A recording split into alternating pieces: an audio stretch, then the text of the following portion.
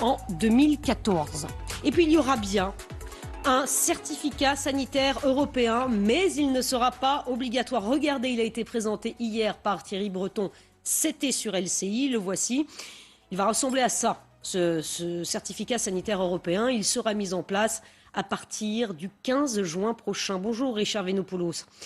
Vous êtes président de Bonjour. Toncom. C'est une bonne nouvelle pour vous. Est-ce que vous soufflez depuis qu'on vient d'apprendre que ce certificat va entrer en vigueur au mois de juin ? À partir du moment où tous les États l'auront ratifié, oui, on soufflera vraiment parce qu'on a tellement de bonnes et de mauvaises nouvelles, ça chauffe le chaud et le froid. Mais c'est vrai qu'à partir du mois de juin, si ce passeport sanitaire est mis en place, pour nous, c'est une sacrée ouverture. Et pour les personnes qui veulent voyager, surtout aussi. Mais ça fait 6 mois que les professionnels du voyage le réclamaient, ce certificat. On y est. Oui. Comme toujours, ça fait des mois, mais les gouvernements mettent toujours un temps fou pour mettre ce genre de choses en place, alors que c'est tellement simple, surtout qu'il est souple. Il demande simplement soit d'avoir le vaccin, soit d'être immunisé, soit d'avoir le test PCR. Donc tout le monde peut être content avec, mais c'est parfait pour voyager, que ce soit pour l'Union européenne comme c'est prévu, mais également pour les pays hors Union européenne. J'imagine que vous allez participer à sa promotion. Il va falloir peut-être Après. rassurer les futurs clients qui vont s'interroger sur ce certificat sanitaire. Qu'est-ce que vous allez leur dire ? On va pas tellement les rassurer parce qu'en fait, ils n'attendent que ça. Ils n'attendent que le bouton vert que le gouvernement puisse appuyer dessus pour pouvoir partir. Tout le monde a envie de partir. Donc ce passeport, tout le monde l'entend en ce moment et tout le monde va foncer dans les agences de voyage pour dire je veux partir avec ce passeport. C'est très clair. Surtout que d'ici le mois de juin, beaucoup plus de personnes auront les vaccins. Donc ça sera vraiment un moment extraordinaire pour nous. En tout cas, depuis un an, ça sera vraiment une bonne nouvelle. Et on imagine bien évidemment Richard Venopoulos, le secteur du tourisme qui souffre énormément. En 2020, les Français ont voyagé 5 fois moins qu'en 2019. Et je parle sous votre contrôle. Qui sont les pays qui poussent le plus pour avoir ces passeports ? Il y a surtout la Grèce. Tous les pays, disons que bord de mer, comme l'Espagne et comme le Portugal. La France, pour l'instant, évidemment, ne bouge pas, mais je pense qu'elle va bouger aussi parce que c'est quand même important pour son PIB en tourisme. C'est quand même 8%. 8% du tourisme, les agents de voyage, c'est les hôtels, c'est les restaurants. 60% pour l'hôtellerie.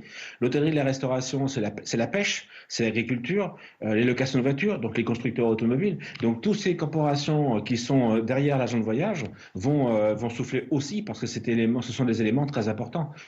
Donc, pour les pays comme la PACA, comme la région PACA, comme la Corse, c'est 30-35% du PIB. Donc, beaucoup de pays, dont l'Italie aussi, vont vraiment souffler et l'espèrent. Est-ce que les Français recommencent à voyager ? En tout cas, vous passez des coups de fil, évidemment, c'est très compliqué en ce moment. Mais pour se projeter, est-ce que vous sentez que ça frémit ? Alors, c'est plus que les frémissements, parce qu'on a quand même des appels régulièrement et même des réservations pour cet été. Alors, on a des réservations pour la France, mais également des demandes de réservation pour l'Europe et même des demandes de dossiers pour hors d'Europe à partir du mois de juillet. Donc, il y a un vrai mouvement.